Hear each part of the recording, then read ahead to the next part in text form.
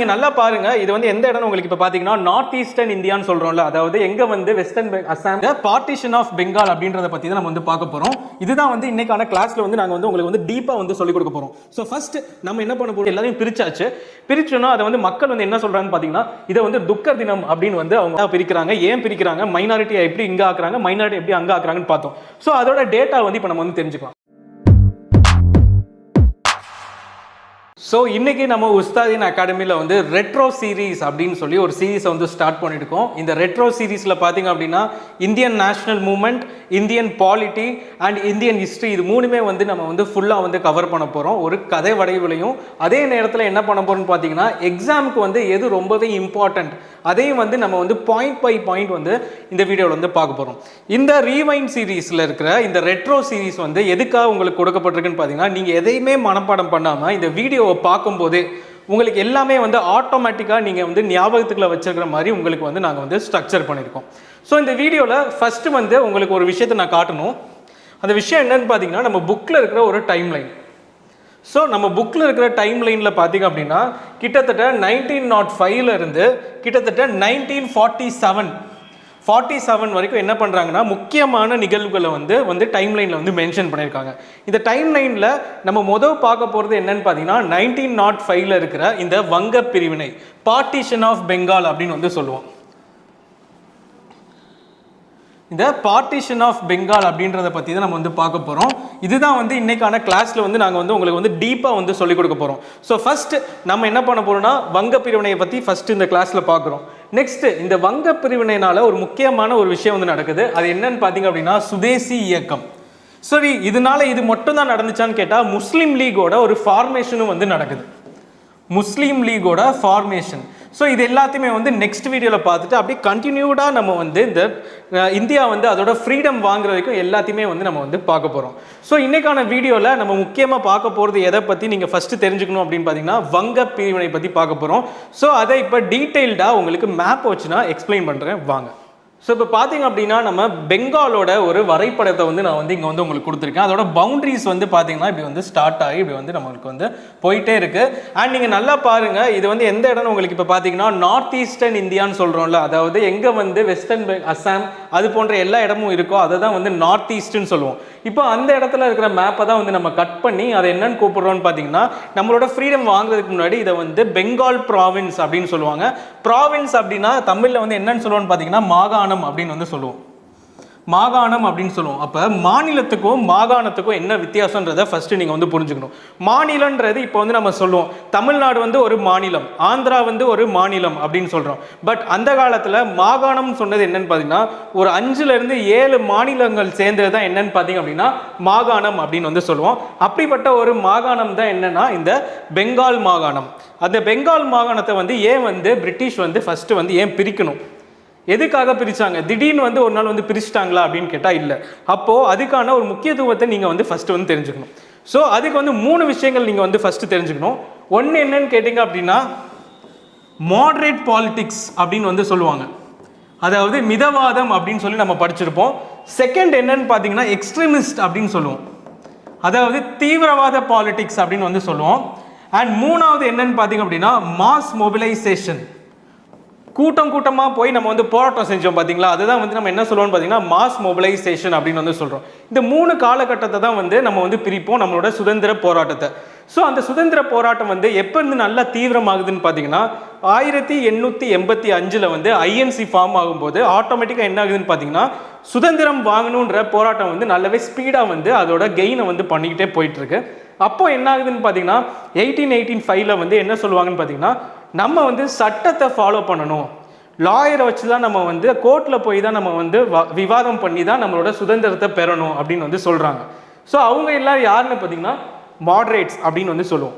Second, அப்போ extremist யாருன்னு பார்த்தீங்கன்னா, இவங்க கிட்டலாம் வந்து நம்ம சட்டம் அப்படி இப்படின்லாம் ஃபாலோ பண்ணிட்டு இருந்தால் வேலைக்காகாது, அடிதடியில் இறங்கிடுவோம். எக்ஸ்ட்ரீமிஸ்ட் தீவிரவாதம் அப்படின்னு வந்து சொல்கிறாங்க. அவங்கெல்லாம் வந்து எக்ஸ்ட்ரீமிஸ்ட் அப்படின்னு வந்து சொல்லுவோம். இது ஒரு முக்கியமானது யாருன்னு பார்த்தீங்கன்னா, திலக் அவர்களும் வந்து யாருன்னு பார்த்தீங்கன்னா ஒரு எக்ஸ்ட்ரீமிஸ்ட். லாலா லாஜ்பத் ராய் யாருன்னு பார்த்தீங்கன்னா ஒரு எக்ஸ்ட்ரீமிஸ்ட். ஸோ அவங்க எல்லாரும் என்னன்னு சொல்லுவோம்னு பார்த்தீங்கன்னா, எக்ஸ்ட்ரீமிஸ்ட் பாலிடிக்ஸ், தீவிரவாதத்தை ஃபாலோ பண்ணுறவங்கள தான் வந்து நம்ம அவங்கள வந்து எக்ஸ்ட்ரீமிஸ்ட்னு சொல்லுவோம். மூணாவது வந்து மாஸ் மொபிலைசேஷன். நீங்கள் வந்து இப்போ வந்து ஓரளவுக்கு உங்களுக்கு வந்து இந்தியன் நேஷனல் மூவ்மெண்ட் நீங்கள் படிச்சிருந்தீங்கனாலே தெரியும், ஒரு கட்டத்தில் வந்து கூட்டமாக போய் நம்ம வந்து போராடுவோம். ஃபார் எக்ஸாம்பிள் சால்ட் சத்தியாகிரகம்லாம் பார்த்தீங்க அப்படின்னா யாரோ ஒருத்தர் போய் அவங்களோட வாக்கை வந்து கொடுக்குறது இல்லையோ, இன்னொருத்தவங்க வந்து போய் போராடுறாங்களோ இல்லையோ, எல்லாருமே வந்து கூட்டமாக போய் நம்ம வந்து போராடுவோம். அதுதான் வந்து என்னன்னு சொல்லுவோம்னு பார்த்தீங்கன்னா மாஸ் மொபிலைசேஷன் அப்படின்னு வந்து சொல்கிறோம். ஸோ இந்த 3 விதத்தை நீங்கள் பார்க்கும்போது இந்த பார்ட்டிஷன் எப்போ நடந்திருக்கும் அப்படின்னு பார்த்தீங்கன்னா 1905. எப்போ நடந்திருக்குன்னு பார்த்தீங்கன்னா 1905. இதில் முக்கியமான ஃபேஸ் நீங்கள் தெரிஞ்சுக்கணும். 1885 என்ன ஆகும்னு பார்த்தீங்கன்னா மாடரேட் பாலிடிக்ஸ் வந்து ஆரம்பிக்குது.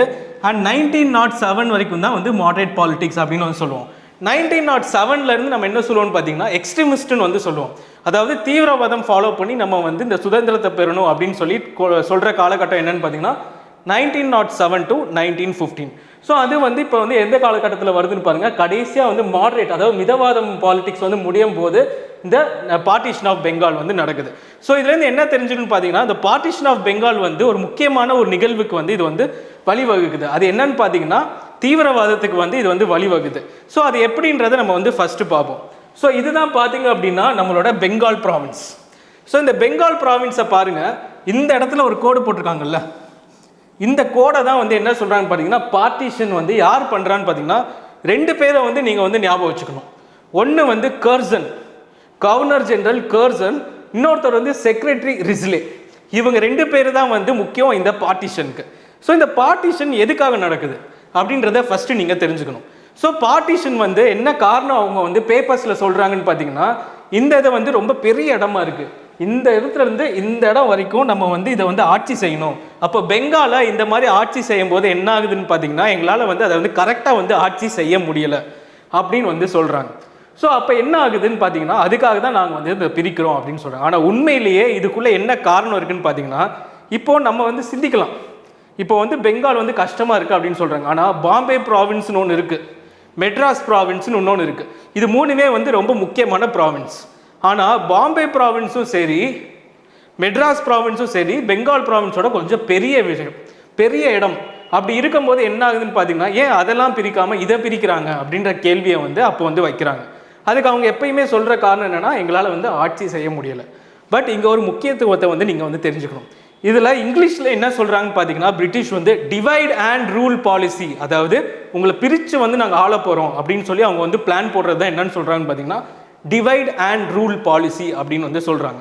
ஸோ இந்த டிவைட் அண்ட் ரூல் பாலிசி மூலமாக இங்கே வந்து ஒரு பார்ட்டிஷனை கொண்டு வராங்க. அந்த பார்ட்டிஷன் எப்போ நடக்குதுன்னு பார்த்தீங்கன்னா 16th அக்டோபரில் வந்து நடக்குது. 16th அக்டோபர் 1905 வந்து இந்த பார்ட்டிஷனை வந்து அவங்க வந்து சொல்கிறாங்க. இம்பார்ட்டண்ட்டான விஷயம் நோட் பண்ணிக்கோங்க. ஸோ ஏன் வந்து பெங்காலை வந்து சூஸ் பண்ணுறாங்கன்ற விஷயத்துக்கு வரும். ஃபஸ்ட்டு பெங்காலை வந்து என்னன்னு சொல்லி வந்து பிரிட்டிஷ் சொல்கிறாங்க. அது முக்கியமாக ரிஸ்லே அவர்கள் என்ன சொல்கிறாங்கன்னு பார்த்தீங்கன்னா தி எபி சென்டர் ஆஃப் நேஷனலிசம் அப்படின்ற ஒரு வார்த்தையை வந்து யூஸ் பண்ணுறாங்க. எபி சென்டர் ஆஃப் நேஷனலிசம், இந்த சுதந்திர போராட்டத்துக்கு இது ஒரு எபி சென்டர் அப்படின்னு வந்து சொல்கிறாங்க. எபி சென்டர் அப்படின்னா உங்களுக்கு தெரியும், ஜியாகிரஃபியில் வந்து ஒரு நிலநடுக்கம் வருது, ஒரு எர்த்குவேக் வருது அப்படின்னா எந்த இடத்துல உருவாகுதோ அதை வந்து ஃபோக்கஸ்ன்னு சொல்லுவோம். உள்ளுக்குள்ளே ஒரு இடத்துல வந்து உருவாகும் தெரியுமா, இப்போ இதுதான் வந்து நம்மளோட எர்த்துனா, இப்போ இந்த இடத்துல தான் வந்து எர்த்குவேக் ஃபார்ம் ஆகுதுன்னா அது என்னன்னு சொல்லுவோன்னு பார்த்தீங்கன்னா ஃபோக்கஸ் அப்படின்னு சொல்லுவாங்க இங்கிலீஷில். ஸோ இதுக்கு மேலே நேராக இருக்கிற இடம் இருக்குது பாருங்கள், எங்கே அதோட தாக்கம் வந்து ரொம்பவே அதிகமாக இருக்குமோ அதை தான் வந்து எபி சென்டர் அப்படின்னு சொல்லுவாங்க. அப்போ இந்த சுதந்திர போராட்டத்தில் வந்து எது வந்து எபி சென்டர், எந்த இடத்துல தாக்கம் அதிகமாக இருக்குன்னு பார்க்கும்போது பெங்காலில் இருக்குது அப்படின்னு சொல்லி ரிஸ்ல என்ன சொல்கிறான்னு பார்த்தீங்கன்னா எபி சென்டர் ஆஃப் நேஷனலிசம் அப்படின்ற வார்த்தையை வந்து யூஸ் பண்ணுறாங்க. ஸோ இது நல்லாவே நீங்கள் குறித்து வச்சுக்கோங்க. ஸோ அப்போ எபி சென்டர்னு ஏன் சொல்கிறாங்கன்னு பார்த்தீங்கன்னா ஃபஸ்ட்டு இங்கே வந்து பெங்காலிஸோட அந்த கல்ச்சரும் லாங்குவேஜும் என்ன ஆகுதுன்னு பார்த்தீங்கன்னா ரொம்பவே வந்து ஈஸியாக ஸ்ப்ரெட் ஆகுது. ஒன்று. செகண்ட் வந்து இந்த சோஷியல் ரிஃபார்ம் மூமெண்ட்ஸ் எல்லாமே வந்து இந்த பெங்காலில் தான் நடக்குது. ரொம்ப அதிகமாக நடக்கிறதுனால என்ன ஆகுதுன்னு பார்த்தீங்கன்னா எல்லாருக்குமே வந்து சுதந்திரம் வேணும் அப்படின்னு சொல்லி போராட ஆரம்பிக்கிறாங்க. 3, அங்கே வந்து எஜுகேஷன் வந்து ரொம்பவே பலமாக இருக்குது. எஜுகேஷன் ஈஸியாக ஸ்ப்ரெட் ஆகிக்கிட்டே இருக்குது. நீங்கள் எல்லாருமே தெரியும், உங்கள் எல்லாருக்குமே தெரியும், நீங்கள் நிறைய விஷயங்கள் படிச்சிருப்பீங்க, பிரம்மோ சமாஜ் அப்படின்னு பல விஷயங்கள் நீங்கள் படிச்சிருப்பீங்க. அது எல்லாமே எங்கே நடக்கும்னு பார்த்தீங்கன்னா இந்த பெங்கால் ப்ராவின்ஸ்குள்ளே மட்டும்தான் வந்து நடக்குது. ஸோ இது 3 தான் ரொம்ப முக்கியமான காரணம். ஒன்று என்ன நீங்கள் ஃபஸ்ட்டு தெரிஞ்சுக்கோங்க. ஃபஸ்ட்டு என்னன்னு தெரிஞ்சுக்கணும்னா மாடர்ன் எஜுகேஷன் வந்து அதிகமாக இருக்குது, மாடர்ன் எஜுகேஷன். செகண்ட் இன்னொரு விஷயம் நீங்கள் என்ன தெரிஞ்சுக்கணும்னு பார்த்தீங்கன்னா அவங்களோட லாங்குவேஜ் வந்து ரொம்பவே பலமாக இருக்குது. அண்ட் 3 என்னன்னு பார்த்தீங்க அப்படின்னா சோஷியல் ரிஃபார்ம் மூமெண்ட்ஸ்லாம் வந்து ரொம்ப வேகமாக வந்து அங்கே வந்து ஸ்ப்ரெட் ஆகிட்டே இருக்குது. இந்த 3 ரீசன்ஸ்னால என்ன ஆகுதுன்னா போராட்டம் வந்து ரொம்பவே வந்து தீவிரமாக நடக்குது. எங்கன்னு பார்த்தீங்க அப்படின்னா இந்த பெங்கால் ப்ராவின்ஸ். சரி, ஓகே, ஏன் இந்த இடத்துல பிரிக்கிறாங்க? அடுத்த கான்செப்ட், ஏன் இங்கே பிரிச்சிருக்கலாம், ஏன் இந்த இடத்துல பிரிச்சிருக்கலாம், பட் ஏன் இந்த இடத்துல பிரிக்கிறாங்க அப்படின்னு பார்த்தீங்கன்னா ஃபர்ஸ்ட் வந்து நீங்கள் தெரிஞ்சுக்க வேண்டியது இதோட மக்கள் தொகையை வந்து நீங்கள் தெரிஞ்சுக்கணும். இந்த மக்கள் தொகை பார்த்தீங்க அப்படின்னா கிட்டத்தட்ட 8 கோடி பேர் இருக்காங்க. இந்த 8 கோடி பேரை இவங்க எப்படி பிரிக்கிறாங்க அப்படின்றத நீங்கள் தெரிஞ்சுக்கிட்டீங்கன்னா நீங்கள் ரொம்பவே வந்து ஆச்சரியப்படுவீங்க. ஸோ ஃபர்ஸ்ட் இதில் முக்கியமாக நீங்கள் தெரிஞ்சுக்க வேண்டியது இங்கே பாருங்கள், பெங்கால். ஃபர்ஸ்ட் வந்து பெங்கால். செகண்ட் வந்து இங்கே பீகார் இருக்கு. பீகாரை பற்றி நீங்கள் தெரிஞ்சுக்கணும். இன்னொன்று இது வந்து பீகார். அண்ட் தேர்டு பார்த்தீங்க அப்படின்னா இங்கே வந்து ஒரிசா இருக்கு. ஸோ இது 3யுமே நாங்கள் நல்லா புரிஞ்சுக்கோங்க. இந்த இடத்துல வந்து ராஞ்சி, இந்த இடத்துல பீகார், இந்த இடத்துல ஒரிசா, இங்கே வந்து பெங்கால். ஸோ இது என்னன்னு பார்த்தீங்கன்னா வெஸ்ட்னு சொல்லுவாங்க, வெஸ்ட் சைடு. இது வந்து வெஸ்ட் சைடு. ஸோ அப்படி இருக்கும்போது இதை வந்து ஈஸ்டர்ன் சைடாக வந்து பிரிக்கிறாங்க. ஸோ இதை வந்து ஈஸ்டர்ன் சைடாக வந்து பிரிக்கிறாங்க. அப்போ ஏன் வந்து இதை இப்படி பிரிச்சிருக்காங்கன்னு பார்த்தீங்கன்னா அவங்கள வந்து மைனாரிட்டி ஆக்கணும். ஒன்று ரிலிஜியன் வைஸ் வந்து நம்ம மைனாரிட்டி ஆக்கணும், அப்படி இல்லைன்னா அவங்கள வந்து லாங்குவேஜ் வைஸ் மைனாரிட்டி ஆக்கணும். அப்படின்னா கண்டிப்பாக அவங்கள வந்து பிரித்து ஆழ்ந்துடலாம் அப்படின்னு வந்து சொல்கிறாங்க. பிரித்து ஆழ்ந்துடலாம் அப்படின்னு வந்து சொல்கிறாங்க. அப்போ என்ன நடக்குதுன்னு பார்த்தீங்கன்னா இந்த சைடு வந்து பெங்காலில் வந்துட்டு பெங்காலி பேசுகிறாங்க. செகண்ட் இந்த இடத்துல வந்து பீகாரில் வந்து ஹிந்தி. அண்ட் 3வது வந்து இங்கே ஒரிசாவில் வந்து என்ன பார்த்தீங்கன்னா ஒடியா பேசுகிறாங்க. ஸோ இங்கே என்ன ஆகுது ஆட்டோமேட்டிக்கான்னு பார்த்தீங்க அப்படின்னா பெங்காலி வந்து ஒரு மைனாரிட்டியாக வந்து ஆக்குறாங்க. எந்த வகையிலன்னு பார்த்தீங்கன்னா பேசுகிற மொழி வாரியாக அவங்கள வந்து என்ன பண்ணுறாங்கன்னா அவங்கள வந்து ஒரு மைனாரிட்டி ஆக்குறாங்க. ஸோ இப்போ ரெண்டாவது இந்த சைடு என்ன பண்ணியிருக்கீங்க, அங்கேயும் வந்து லாங்குவேஜ் தான் ப்ராப்ளமானு கேட்டால் அங்கே தான் ஒரு முக்கியமான விஷயம் வருது, ரிலீஜியன். மத வாரியாக வந்து அவங்கள வந்து நம்ம வந்து பிரிக்கணும், மைனாரிட்டி ஆக்கணும் அப்படின்ற பிளானை வந்து போடுறாங்க. இந்த சைடு என்ன ஆகுதுன்னு பார்த்தீங்கன்னா எல்லாருமே வந்து ஒரே லாங்குவேஜ் தான், பெங்காலி தான் வந்து பேசுகிறாங்க. மேக்ஸிமம் வந்து பெங்காலி பேசுகிறாங்க. பட் என்ன ஆகுதுன்னு பார்த்தீங்கன்னா இங்கே முஸ்லீம் பாப்புலேஷன் வந்து அதிகமாக இருக்குது. முஸ்லீமோட எண்ணிக்கை இங்கே அதிகமாக இருக்குது. இங்கே வந்து பெங்காலி பேசுகிறவங்களோட எண்ணிக்கை வந்து கம்மியாக இருக்குது. ஸோ இங்கிட்டு வந்து லாங்குவேஜ் வைஸாக வந்து அவங்கள மைனாரிட்டி ஆக்குறாங்க, இங்கிட்டு மத வாரியாக வந்து அவங்கள வந்து ஒரு மைனாரிட்டி ஆக்கி நம்ம வந்து இவங்களை வந்து பிரித்து ஆளணும் அப்படின்னு சொல்லி முடிவு பண்ணுறாங்க. ஸோ அதனால வந்து இந்த பார்ட்டிஷனை வந்து நம்ம பண்ணணும் அப்படின்னு முடிவு எடுக்கிறது யாருன்னு பார்த்தீங்கன்னா ரிஸ்லே, இன்னொருத்தவர் யாருன்னு பார்த்தீங்கன்னா கவர்னர் ஜெனரல் கர்சன் அப்படின்றவர் தான். இவங்க 2 பேர் வந்து இந்த பிளானை போட்டு வந்து பண்ணுறாங்க. ஸோ இதுதான் வந்து பார்ட்டிஷன் வர்றதுக்கான முக்கியமான காரணம். ஸோ இதை இப்போ நம்ம வந்து பார்த்தாச்சு. ஸோ முக்கியமாக வந்து இதை பற்றின எல்லா டீட்டெயில்ஸும் வந்து இப்போ ஒன்றா வந்து நம்ம பார்ப்போம். ஸோ இப்போ பாருங்கள், இந்திய தேசிய காங்கிரஸ் வந்து என்ன பண்ணுதுன்னு பார்த்தீங்கன்னா சுதந்திர போராட்டத்தை நோக்கி போகுது. அதோட லைஃப் ஸ்பேன் என்னன்னு சொல்லணும்னா 1885 to 1947. இந்த 1947 ஏன் குறிப்பிட்றோம்னா அப்போ தான் வந்து நமக்கு வந்து இண்டிபெண்டன்ஸ் வந்து கிடைக்குது. ஸோ இது மூலமாக வந்து நம்ம என்ன பண்ணுறோம், 3 கட்டமாக பிரிக்கிறோன்னு பேசியிருந்தோம். அதில் வந்து 1885 1907 வரைக்கும் அதை அவங்கள வந்து மிதவாதிகள் அப்படின்னு வந்து சொல்லுவோம். இரண்டாவது 1907 1915 வரைக்கும் அவங்கள வந்து தீவிரவாதிகள் அப்படின்னு சொல்லுவோம். தீவிரவாதிகள் யார் அப்படின்னா சட்டம் அப்படின்றதெல்லாம் நாங்கள் வந்து ஃபாலோ பண்ண மாட்டோம். நாங்கள் முழுக்க ஃபாலோ பண்ண போகிறது என்னன்னு பார்த்தீங்கன்னா நாங்கள் வந்து இதை வந்து நேருக்கு நேராக கேள்வி கேட்டு தான் நாங்கள் இதை வந்து மாற்ற போகிறோம். நம்மளோட நேஷனலிசம் வந்து நம்ம வந்து சக்ஸஸ்ஃபுல்லாக கொண்டு போனோம் அப்படின்னா நம்மளுக்கு சுதந்திரம் வேணும் அப்படின்னா நம்ம வந்து எதிர்த்து நின்னா மட்டும்தான் கிடைக்கும் அப்படின்னு சொல்கிறவங்க தான் யாருன்னு பார்த்தீங்கன்னா தீவிரவாதிகள். இப்போ 3வது வந்து 1915 1947 காந்திய காலம். இதில் தான் வந்து மக்கள் வந்து எல்லாருமே வந்து கூட்டமாக வந்து அஹிம்சை முறையை ஃபாலோ பண்ணி வந்து எதிர்க்கிறாங்க பிரிட்டிஷை. இங்கே தான் வந்து நமக்கு வந்து சுதந்திரம் கிடைக்குது. ஸோ இது 3 வந்து நீங்கள் ஃபஸ்ட்டு நல்லா தெரிஞ்சுக்கோங்க. அண்ட் இந்த 3 பேர் திலக், அப்புறமா வந்து லாலா லாஜ்பத் ராய், பிபின் சந்திரபால், இவங்க 3 பேருமே யாருன்னு ஃபஸ்ட்டு தெரிஞ்சுக்கோங்க. இவங்க 3 பேருமே வந்து எக்ஸ்ட்ரீமிஸ்ட், அதாவது தீவிரவாதிகள் அப்படின்னு வந்து நம்ம வந்து சொல்லுவோம். ஸோ இது மூலமாக வந்து நம்ம வந்து ஃபஸ்ட்டு தெரிஞ்சுக்கிட்டது என்னென்னா எப்படி வந்து நேஷனலிசம் வந்து பிரிக்கலாம் அப்படின்றத ஃபஸ்ட்டு நீங்கள் வந்து தெரிஞ்சுக்கிட்டீங்க. ஸோ இதுக்கு அடுத்து நம்ம தெரிஞ்சுக்க போகிறது என்னன்னு பார்த்தீங்கன்னா it is full and full about Lord Curzon. அவர் வந்து என்ன பண்ணுறாருன்றதை நம்ம ஆல்ரெடி பார்த்துருந்தோம். அப்போ லார்ட் கர்சன் அவர்கள் என்ன பண்ணுறாரு ஃபர்ஸ்ட்னு பார்த்தீங்கன்னா நம்ம வந்து இதை பிரிக்கணும்னு முடிவு பண்ணுறாரு. எதுக்காகன்னு சொல்கிறோன்னு பார்த்தீங்கன்னா ரிஸ்லியும் அவரும் என்ன சொல்கிறாருன்னா இதை வந்து எபி சென்டர் ஆஃப் நேஷனலிசம் அப்படின்னு வந்து சொல்கிறாங்க. அது மட்டும் இல்லாமல் ரிஸ்லே அவர்கள் என்ன சொல்கிறாங்கன்னு பார்த்தீங்கன்னா நம்ம பெங்காலை வந்து பார்ட்டிஷன் பண்ணினோம் அப்படின்னா ஈஸியாக வந்து நேஷனலிசம் வந்து உடைக்கலாம் அப்படின்னு சொல்கிறாங்க. The way the Bengal has been separated it is easy for us to make the nationalism useless அப்படின்ற வார்த்தையும் வந்து அவர் வந்து யூஸ் பண்ணுறாரு. ஸோ இது ரெண்டும் மீன் பண்ணுற மாதிரி அவங்க என்ன பண்ணுறாங்கன்னு பார்த்தீங்கன்னா ஃபர்ஸ்ட் கர்சன் அவர்கள் வந்து பார்ட்டிஷனை நோக்கி வந்து பிளான் பண்ணுறாங்க. அவர் எந்த காலத்துலேருந்து எந்த காலம் வரைக்கும் கவர்னர் ஜெனரலாக இருந்தாங்கன்னு பார்த்தீங்கன்னா 1899 to 1905. ஸோ இந்த காலகட்டத்தில் தான் அவர் என்னவா இருப்பார்னு பார்த்தீங்கன்னா கவர்னர் ஜெனரலாக இருப்பார்.